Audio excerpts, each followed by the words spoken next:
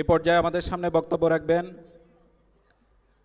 বাংলাদেশ ইসলামী ছাত্র শিবিরের কেন্দ্রীয় প্রকাশনা সম্পাদক, ঢাকা বিশ্ববিদ্যালয়ের মেধাবী ছাত্রনেতা, জুলাই আন্দোলনের অন্যতম সংগঠক, বাংলাদেশ ইসলামী ছাত্র শিবিরের কেন্দ্রীয় প্রকাশনা সম্পাদক জনাব সাদিক কায়েম। এ পর্যায়ে বক্তব্য রাখবেন জনাব সাদিক কায়েম। আউযু বিল্লাহি মিনাশ শাইতানির রাজিম। বিসমিল্লাহির রহমানির রহিম। আলহামদুলিল্লাহি রাব্বিল আলামিন ওয়াল আকিবাতু লিল মুত্তাকিন ওয়াসসালাতু ওয়াসসালামু আলা সাইয়্যিদিল মুরসালিন ওয়া আলা আলিহি ওয়া আসহাবিহি আজমাইন। রব্বি জিদনি ইলমা রব্বি ইশরাহ লি সাদরি ওয়া ইয়াসসির লি আমরি ওয়াহলুল উকদাতাম মিন লিসানি ইয়াফকাহু কওলি। তোমরা হবে আলোক মশাল, উঠবে জলে বিশ্বজুড়ে, আলোক বাহক জ্ঞানের ধারক, আনবে আলো আদার ফুরে।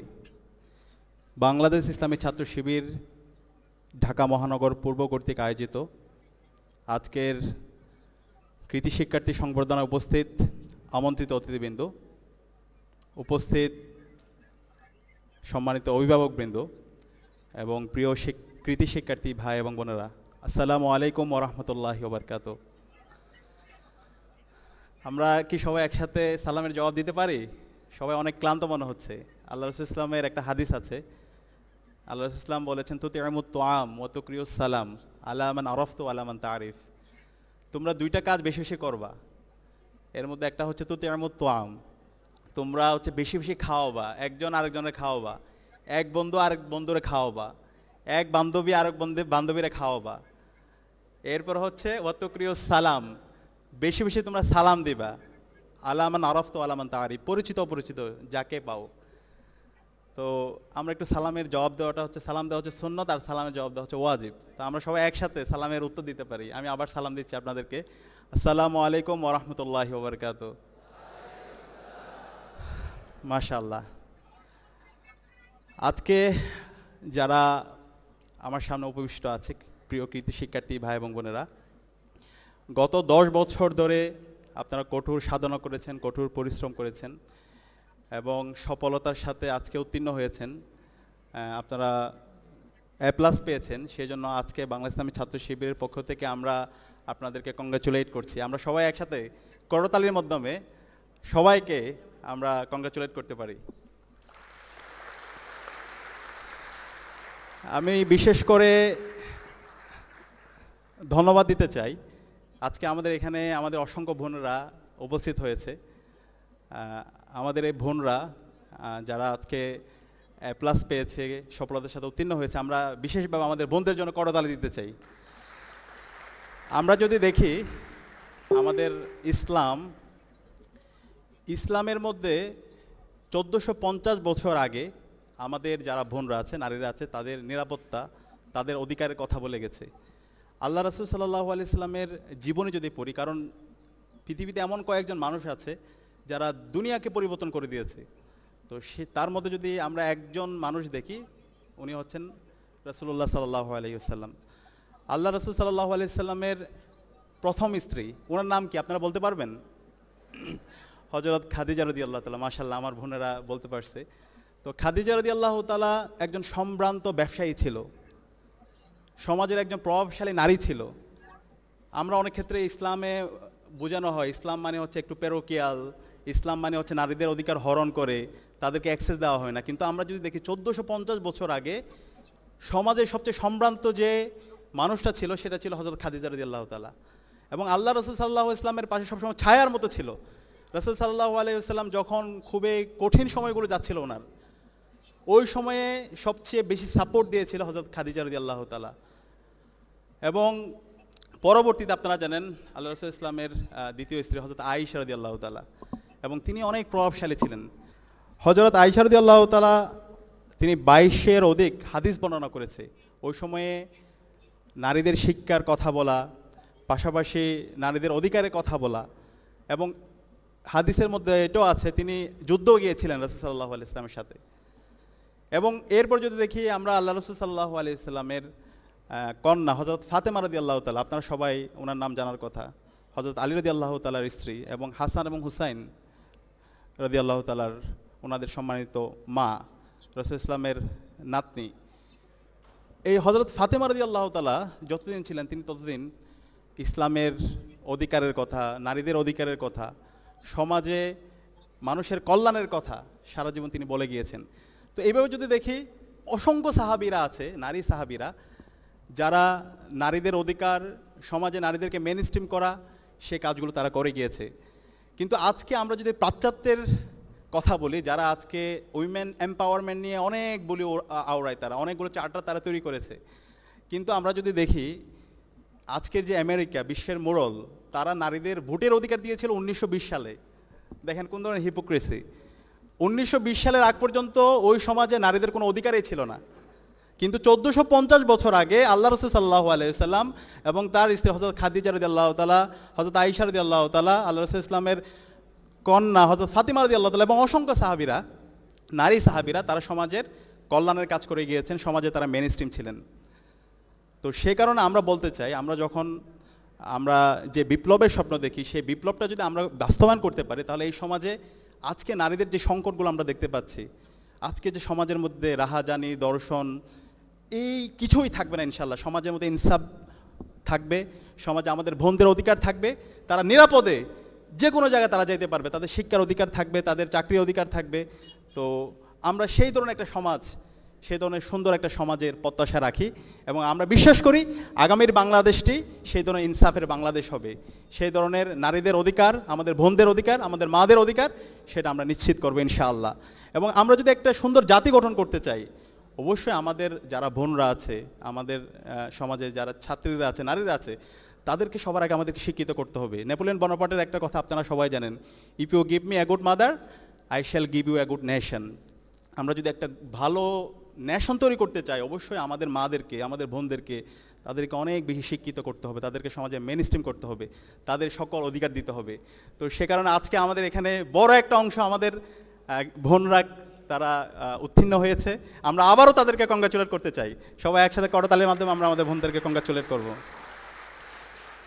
প্রিয় উপস্থিতি,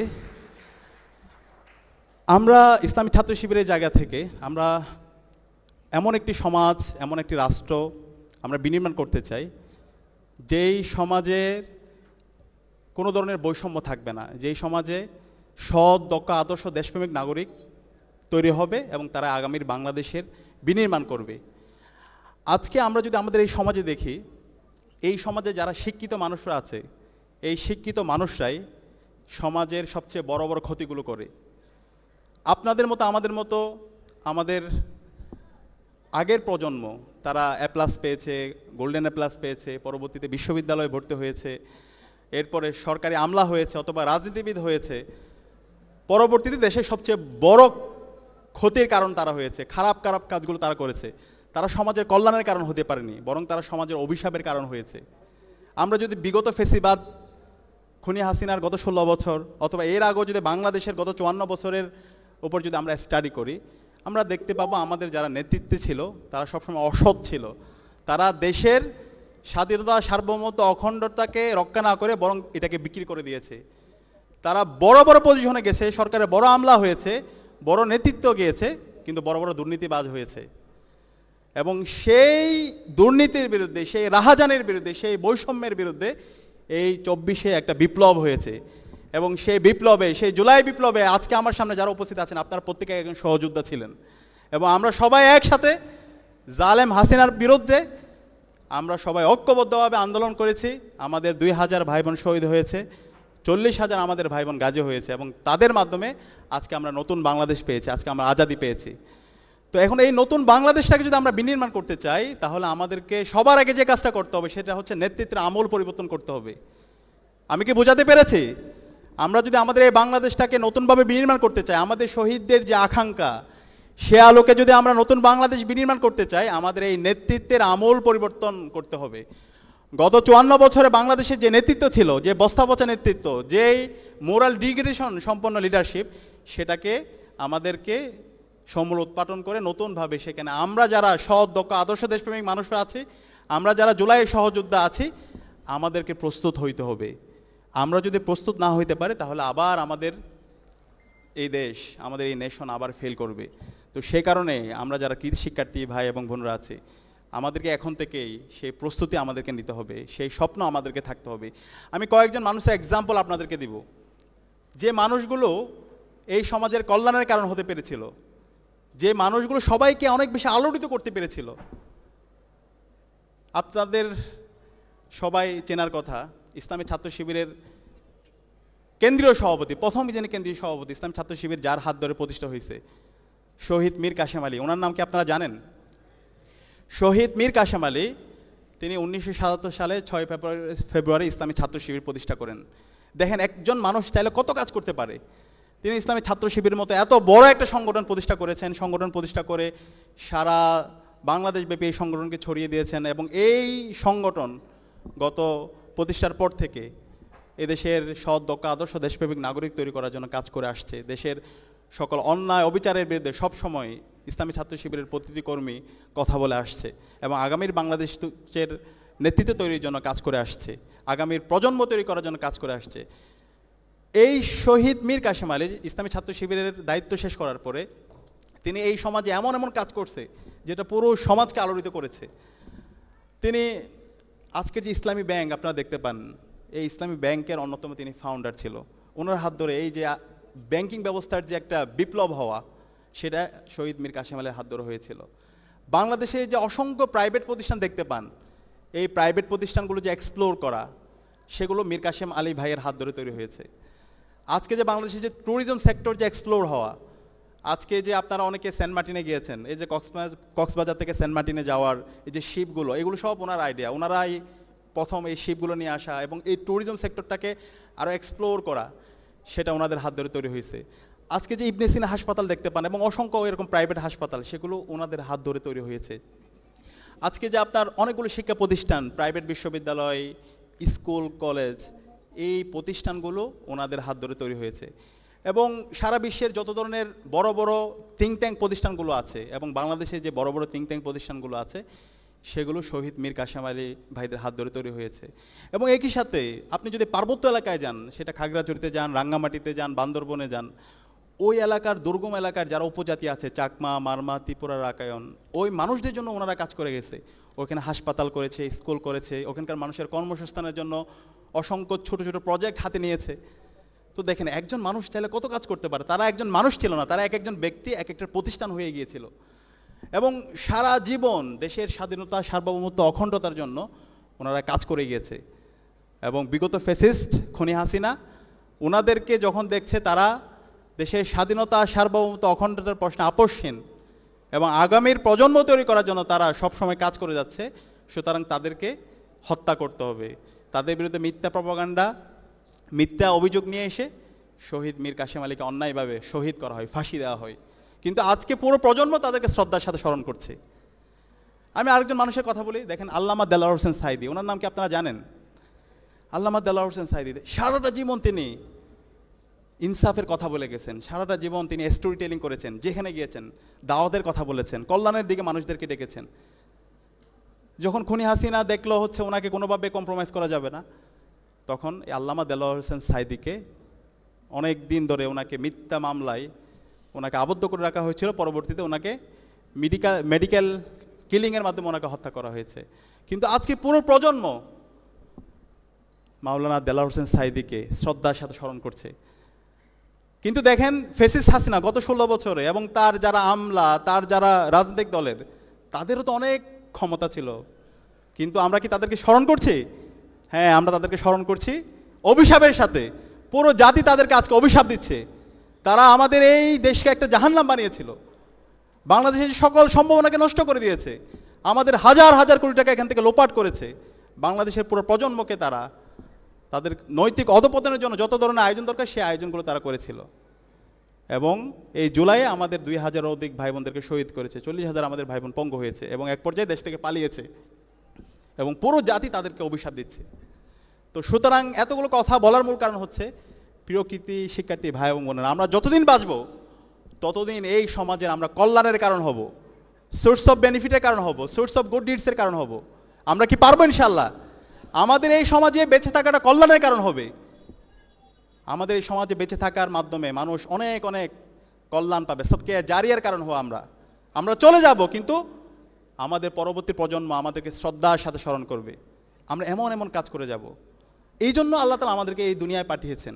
আমাদের দুনিয়ায় পাঠানোর মূল উদ্দেশ্য হচ্ছে এটাই, মানুষের জন্য কাজ করে যাওয়া, মানবতার জন্য কাজ করে যাওয়া, সদকে জারিয়ার কাজ করে যাওয়া। তো সেই কারণে আজকে আমরা যারা উত্তীর্ণ হয়েছি, সামনে আমরা এখান থেকে অনেকে বিশ্ববিদ্যালয়ের শিক্ষক হব, সরকারি আমলা হব, রাজনীতিবিদ হব, ডাক্তার হব। আমি যাই হই না কেন, আমার নিয়ত থাকবে আমি যাই হই আমি সবসময় মানবতার কল্যাণ করব, আমি এই জাতির কল্যাণ করব, আমি দেশের স্বাধীনতা, সার্বভৌমত্ব, অখণ্ডতার জন্য আমি আজীবন কাজ করে যাব। এইভাবে যদি আপনি নিয়ত করতে পারেন, আপনার নিয়তটা যদি পরিশুদ্ধ হয়, তাহলে আপনি যাই করেন, আপনি সফল হন আর না হন, কিন্তু আল্লাহ তাআলা আপনার এই যে নিয়াত, আপনার যে source of good deed, source of বেনিফিটের যে নিয়াত, সেটাকে আল্লাহ তাআলা কবুল করে নেবে। আমরা কি পারবো ইনশাআল্লাহ? ইনশাআল্লাহ। ইসলামের সৌন্দর্য হচ্ছে এই জায়গায়। ইসলাম দেখেন কত চমৎকার, এবং অন্যান্য ধর্ম আমাদের প্রত্যেকটা জিনিস এই কল্যাণের কথা বলে। ইসলাম বলছে হচ্ছে যখন আপনি কোনো ভালো কাজে নিয়ত করবেন, নিয়ত করার সাথে সাথেই আপনার সৃষ্টিকর্তা আল্লাহ তাআলা আপনাকে রিওয়ার্ডস দেওয়া শুরু করবে। ধরেন হচ্ছে আমাদের ওইদিকে একটা দরজা আছে, একটা জানালা আছে, আপনি নিয়ত করলেন হচ্ছে আমি এই দরজাটা রাখছি এবং এই জানালাটা রাখছি, দিনে যেন আমি 5 বার আজান শুনতে পারি। তাহলে এইটা তো এমনি আপনাকে রাখতে হইতো না, আপনার এই যে বাতাস, আলো বাতাস আসার জন্য। কিন্তু আপনি নিয়ত করছেন না, আমি এই দরজা এবং জানালা রাখছি যেন 5 বার দিনে আমি মসজিদ থেকে মধুর আজানের ধ্বনি শুনতে পাই। তো এই দরজা এবং জানালা যতদিন থাকবে, যতদিন মসজিদে আজান হবে, ততদিন আপনি সওয়াব পাতি থাকবে। সুবহানাল্লাহ। এই কারণে আমরা এরকম নিয়ত করবো, আমাদের নিয়তগুলো যেন অনেক বড় হয়। আপনি যখন নিয়ত করবেন, নিয়ত করার পর থেকে আপনার রিওয়ার্ডস, আপনার সওয়াব আপনি পাইতে থাকবেন ইনশাআল্লাহ। ঠিক আছে? তো এই কারণে আমাদের এই নিয়তে পরিশুদ্ধ থাকা দরকার। প্রিয় শিক্ষার্থী ভাই এবং বোনেরা, পৃথিবীতে কয়েকজন মানুষ আছে যারা পুরো পৃথিবীকে নতুনভাবে আলোড়িত করেছিল। এর মধ্যে একজন হচ্ছে তুরস্কের নাজিমুদ্দিন এরবাকান। আপনারা কি ওনার নাম শুনেছেন? মানে একজন মানুষ চাইলে যে একটা নেশনকে অনেক উঁচুতে নিয়ে যেতে পারে, এরকম কয়েকজন মানুষের এক্সাম্পল আমি আপনাদেরকে দেব। এর মধ্যে একজন হচ্ছে নাজিমুদ্দিন এরবাকান, তুরস্কের। এই নাজিমুদ্দিন এরবাকান তিনি তুরস্কের মেকানিক্যাল ইঞ্জিনিয়ারিংয়ে একটা ইউনিভার্সিটিতে পড়াশোনা করেছে, মিডল ইস্ট টেকনোলজিক্যাল ইউনিভার্সিটিতে। এবং ওখানে পড়াশোনা করার পরে তিনি তার সায়েন্স টেকনোলজিতে তিনি এত বেশি এক্সপার্ট হয়েছিল, পরবর্তীতে তিনি এমন এমন কিছু আবিষ্কার নিয়ে এসেছিল, এমন কিছু ইঞ্জিনের আবিষ্কার করেছিল 1950-55 সালের দিকে, যার মাধ্যমে পুরো পৃথিবী আলোড়িত হয়েছিল। পুরো পৃথিবী তুরস্কের এই ইনোভেশন দেখে তারা অবাক হয়ে গিয়েছিল। এবং তুরস্কের রাষ্ট্রে এই নাজিমুদ্দিন এরবাকানের উপর ভিত্তি করে পরবর্তীতে আজকের যে তুরস্ক, আজকের যে এরদোয়ানকে দেখতে পান, আজকে যে তুরস্কের যে সায়েন্স টেকনোলজিতে ডেভেলপ করা, আজকে যে তুরস্কের ইকোনমিতে ডেভেলপ করা এবং তুরস্কে মুসলিম বিশ্বগুলোতে নেতৃত্ব দেওয়া, এই সব কিছু নাজিমুদ্দিন এরবাকানের হাত ধরে তৈরি হয়েছে। তো এই কারণে আমাদের এই বাংলাদেশটাকে যদি আমরা উচ্চ আসনে নিয়ে যেতে চাই, তাহলে আমাদের এরকম নাজিমুদ্দিন এরবাকানদের মতো আমাদের এরকম বিজ্ঞানীদের দরকার। বিংশ শতাব্দীতে একজন মানুষ পুরো দুনিয়া আলোচিত করেছিল, এর মধ্যে ওনার নাম হচ্ছে একজন ইমাম হাসানুল বান্না। ইমাম হাসানুল বান্না মাত্র 22 বছর বয়সে ইখওয়ানুল মুসলিমিন নামে একটা প্ল্যাটফর্ম করেছিল, এবং এই প্ল্যাটফর্মের মাধ্যমে পুরো পৃথিবী, পুরো মুসলিম বিশ্ব, মিডল ইস্ট, আফ্রিকা অনেক বেশি আলোড়িত হয়েছিল। তো সে কারণে এই ইমাম হাসানুল বান্না, সাইয়েদ কুতুব, নাজিমুদ্দিন এরবাকান, বদিউজ্জামান সাইয়েদ নুরসি, এই ধরনের সাহিত্যিক, বুদ্ধিজীবী, বিজ্ঞানী, আমরা যারা এখানে কৃতি শিক্ষার্থী আছি, আমাদের মধ্যে থেকে হইতে হবে। আমরা যদি এরকম হইতে পারি, তাহলে আমাদের যে আকাঙ্ক্ষা, আমাদের যে স্বপ্নের বাংলাদেশ, সেই স্বপ্নের বাংলাদেশ বিনির্মাণ করা সম্ভব। আমি আপনাদেরকে কয়েকটা অনুরোধ করব, আমরা যারা কৃতি শিক্ষার্থীরা আছি, আমরা যদি সফল হতে চাই, আমাদের কয়েকটা বিষয় সবসময় মাথায় রাখতে হবে। আমাদের মন থেকে বিশ্বাস করতে হবে যে আমরা পারবো, বি পজিটিভ। মন থেকে বিশ্বাস করতে হবে যে আমি পারবো। এখানে আপনারা যারা আছেন, আজকে যারা এসএসসি দাখিল পরীক্ষায় আপনারা ভালো রেজাল্ট করেছেন, A+ পেয়েছেন, সামনে আপনাদের অনেক লম্বা জার্নি, সামনে আপনাদের ইন্টারমিডিয়েট পরীক্ষা, এরপর হচ্ছে বিশ্ববিদ্যালয় ভর্তি যুদ্ধ, তারপর চাকরি। কিন্তু বিশ্বাস করতে হবে যে এখানে আপনারা যারা আছেন, এখানকার আপনারাই আগামীতে ঢাকা বিশ্ববিদ্যালয়, বুয়েট, মেডিকেল সহ বাংলাদেশের বড় বড় যে প্রতিষ্ঠানগুলো আছে, সেই প্রতিষ্ঠানগুলোতে ভালো একটা সাবজেক্টে আপনি ভর্তি হবেন। এখানে মন থেকে বলছে কে কে, একটু হাত তুলুন তো দেখি, যে বুয়েটে এই যে ভয় পাচ্ছে। আপনারা যদি এখন থেকে ভয় পান, আপনারা এই গোল্ডেন A+ পেয়েছেন, A+ পেয়েছেন, আপনারা যদি ভয় পান তাহলে কেমন হবে? এটা 2 হাত একসাথে তোলেন। মন থেকে যদি বলে আপনাদের প্রত্যেকের পক্ষে বাংলাদেশের বড় বড় প্রতিষ্ঠানগুলোতে পাওয়া সম্ভব ইনশাআল্লাহ। আল্লাহ তাআলা এই হাতগুলোকে কবুল করে নিক, আল্লাহুম্মা আমিন। 2 নাম্বার হচ্ছে এই যে সফল হওয়ার জন্য আমাদেরকে অনেক বেশি গ্রেটফুল হইতে হবে, যেটা আমাদের বক্তারা অনেক বেশি বলেছেন। বি গ্রেটফুল টু অলমাইটি সুবহানাহু ওয়া তাআলা।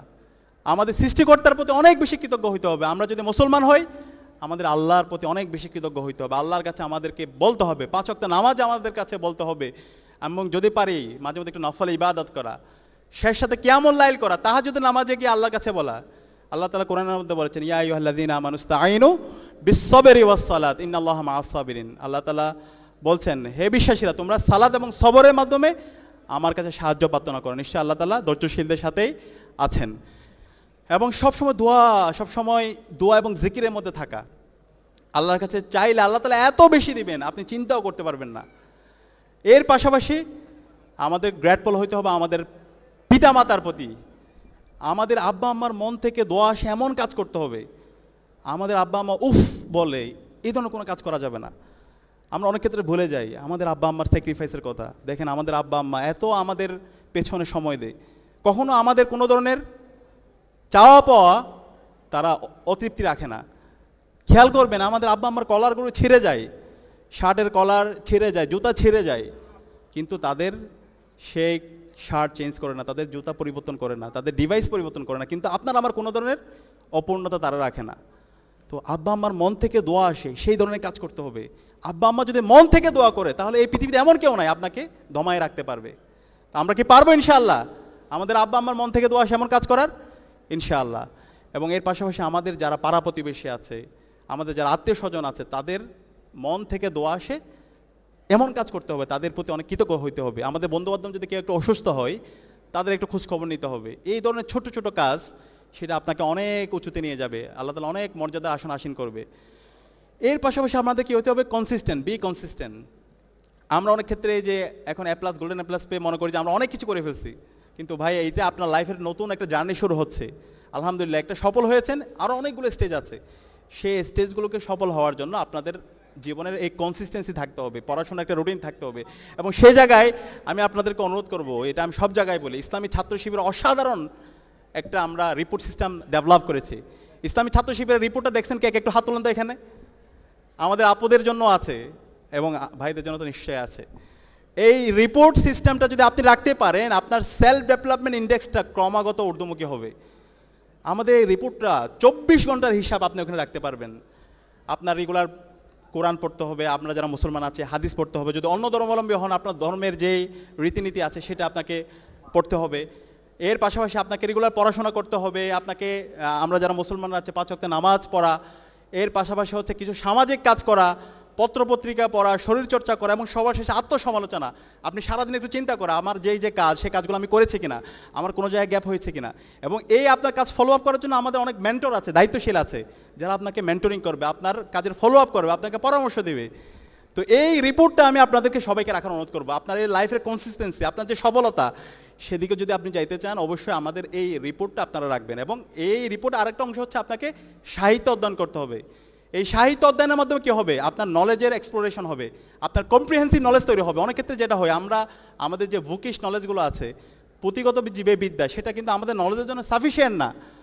তো এই যে আপনাকে ডাইভার্সিফাইড নলেজ, কম্প্রিহেন্সিভ নলেজ, দেশ দুনিয়া সম্পর্কে জানা, সমাজনীতি সম্পর্কে জানা, রাষ্ট্রনীতি সম্পর্কে জানা, অর্থনীতি সম্পর্কে জানা, পুরো দুনিয়া সম্পর্কে জানা, এই জানার জন্য আমাদের অসাধারণ একটা সিলেবাস সিস্টেম আছে, বই আছে। তো সেগুলো যদি আপনি অধ্যয়ন করেন, তাহলে আপনি দেখবেন আপনার একটা ডাইভার্সিফাইড, আপনার একটা হোলিস্টিক নলেজ আপনার মধ্যে তৈরি হবে। তো আমি আপনাদেরকে আপনার কনসিস্টেন্সি, আপনার সফলতার জন্য আমাদের যে অসাধারণ রিপোর্ট, এবং এই রিপোর্টটা আপনাদেরকে সংগ্রহ করার অনুরোধ করবো, এবং আমাদের মেন্টর যারা আছে, দায়িত্বশীল যারা আছে, তাদের সাথে আপনাদেরকে কানেক্ট হওয়ার অনুরোধ করব। চতুর্থত যে বিষয়টা বলবো, বি হাম্বল। সফলতার জন্য সবচেয়ে গুরুত্বপূর্ণ যেটা, বিনয়ী হইতে হবে। অনেক ক্ষেত্রে যেটা হয়, আমরা যারা একটু সম্ভ্রান্ত পরিবার থেকে আসছি, আমরা যারা ঢাকায় পড়াশোনা করতেছি, ভালো কলেজে চান্স পাবো, সামনে ভালো রেজাল্ট করেছি, অহংকার চলে আসে। বিশ্বাস করেন, এই অহংকার আপনার পতনের কারণ হবে। অহংকারী হওয়া যাবে না। আপনি যত উপরে যাবেন তত আপনি বিনয়ী হবেন। এই বিনয়টা আপনাকে অনেক উঁচুতে নিয়ে যাবে। আমরা পৃথিবীতে যত সফল মানুষদেরকে দেখতে পাই, যত এক্সপার্ট লোকদেরকে পাই, তারা অনেক বেশি বিনয়ী। সে কারণে বিনয়ী হইতে হবে, কোনোভাবে অহংকার, উদ্যমী আচরণ করা যাবে না। সর্বশেষ যে বিষয়টা বলবো, B optimistic, never be pessimistic. অনেক বেশি আশাবাদী হইতে হবে, হতাশাবাদী হলে চলবে না। স্বপ্ন দেখতে হবে, ইমাম গাজ্জালির মতো একজন সুফি হওয়ার জন্য, একজন ইতিহাসবিদ হওয়ার জন্য। স্বপ্ন দেখতে হবে ইবনে সিনার মতো একজন ডাক্তার হওয়ার জন্য। স্বপ্ন দেখতে হবে সৈয়দ আবুল আলা মওদুদির মতো একজন তাত্ত্বিক হওয়ার জন্য। স্বপ্ন দেখতে হবে শহীদ আব্দুল মালেকের মতো একজন ছাত্রনেতা হওয়ার জন্য। এই ধরনের যদি আমরা স্বপ্ন দেখতে পারি তাহলে দেখবেন যে আল্লাহ তাআলা আপনাদেরকে অনেক উঁচুতে নিয়ে যাবে ইনশাআল্লাহ। তো আপনাদের সবার জন্য অনেক অনেক দোয়া করছি। আপনারা যে নতুন জার্নি শুরু করছেন সেই জার্নিতে আল্লাহ তাআলা আপনাদের যোগ্যতা, আপনাদের প্রজ্ঞা আরও বাড়িয়ে দিক, আপনাদেরকে নিরাপত্তার চাদর আবৃত করে রাখুক, এবং আমরা যারা আছি আমরা সবাই মিলে যেন আগামীর বাংলাদেশ বিনির্মাণ করতে পারি। জুলাইয়ের যে শহীদদের আকাঙ্ক্ষা, সেই আকাঙ্ক্ষার আলোকে বৈষম্যহীন ইনসাফভিত্তিক বাংলাদেশ বিনির্মাণ করতে পারি, এবং আমরা সকলে যেন আমাদের আব্বা আম্মার চক্ষু শীতলকারী সন্তান হতে পারি। আল্লাহ পাক সুবহানাহু ওয়া তাআলা আমাদেরকে সেই তৌফিক দান করুক। আসসালামু আলাইকুম ওয়া রাহমাতুল্লাহি ওয়া বারাকাতুহু।